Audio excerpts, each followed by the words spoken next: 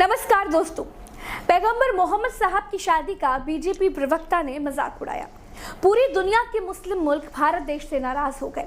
आज मैं आपको पैगंबर मोहम्मद की शादी कब हुई, किससे हुई, जिनसे हुई उनसे क्यों हुई, 10 शादियों का जिक्र करके जो मजाक बनाया गया, क्या वो सही है?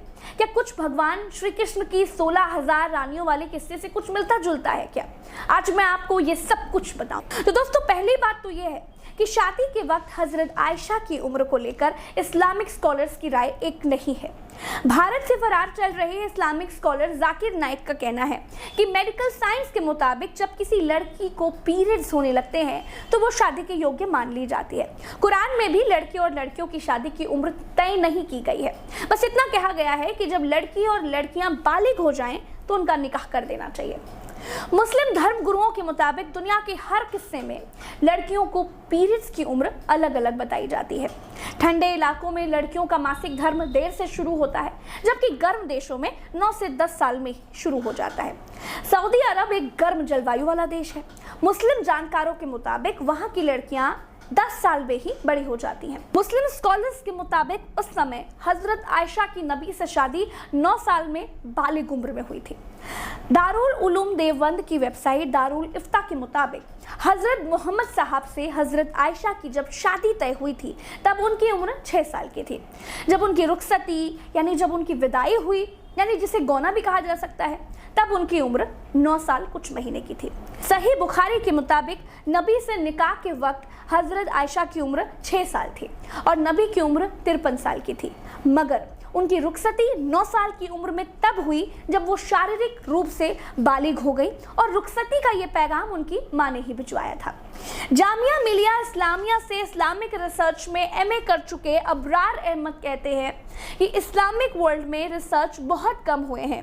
मौलवियों ने सुनी सुनाई बातों पर ही आमतौर पर कायम तारीखी रिवायतों को ज़्यादा फॉलो किया हुआ है। दरअसल मोहम्मद साहब और हजरत आयशा की शादी कोई अचानक नहीं हुई थी। इसे लेकर एक पूरा प्रसंग है। उनकी पहली पत्नी की मौत के लगभग 10 साल बाद हजरत आयशा से शादी तय हुई थी। कुछ इतिहासकार ये मानते हैं कि शादी के वक्त हजरत आयशा की उम्र 19 साल की थी। भोपाल के मुफ्ती अब्दुल रहमान अहमद कहते हैं हजरत आयशा की उम्र रुखसती के वक्त 18 के आसपास रही होगी।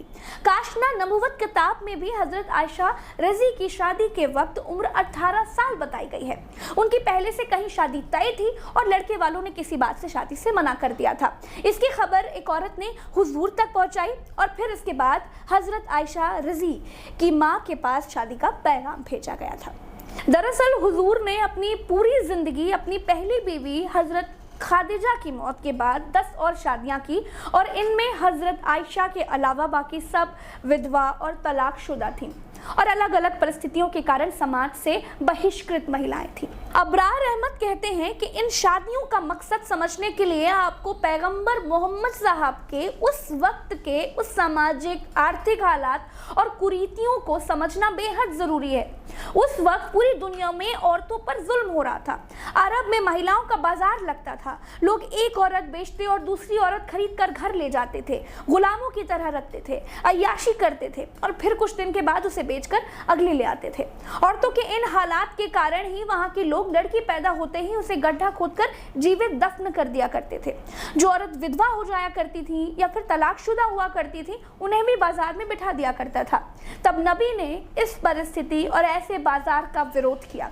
लोगों को समझाया कि तुमको कोई औरत पसंद है तो उसके साथ निकाह करो, उसे उसका हक अदा करो, उसको इज्जत दो, सम्मानजनक जिंदगी दो।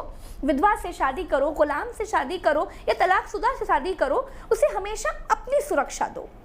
इस्लामिक मामलों के जानकार मानते हैं कि तब मोहम्मद साहब के अनुयायियों को ये बातें बड़ी अटपटी लगती थी, क्योंकि वो कुरीतियों से अभ्यस्त हो चुके थे। इसीलिए उन्होंने लोगों का माइंडसेट बदलने के लिए समाज में अलग अलग कारणों से बहिष्कृत और घृणित समझे जाने वाली 9 औरतों से शादी करके अपने समर्थकों और अपने अनुयायियों को ये दिखाया कि तुम्हारे पैगंबर साहब इनसे शादी कर रहे हैं तो तुम क्यों नहीं कर सकते हो। उन्होंने ऐसी औरतों को समाज में मान्यता दिलाई और उनसे शादी करने को पुण्य बताया। कुछ विद्वान मोहम्मद साहब की शादियों को तत्कालीन परिस्थितियों और रणनीतियों का हिस्सा भी मानते हैं। उनके बाद इस्लाम के प्रचार प्रसार की जिम्मेदारी को हजरत आयशा ने बखूबी निभाया था। तो दोस्तों, जो बातें मैंने आपको बताई हैं, ये सब बातें अलग अलग जगहों से ली गई हैं। इससे आप मोटा मोटा अंदाजा ये लगा सकते हैं कि बीजेपी की प्रवक्ता नुपुर शर्मा ने जो भी कहा था वो चढ़ाने के लिए या फिर नीचा दिखाने के लिए ही कहा था, जिसकी बाद में उन्होंने माफी भी मांगी।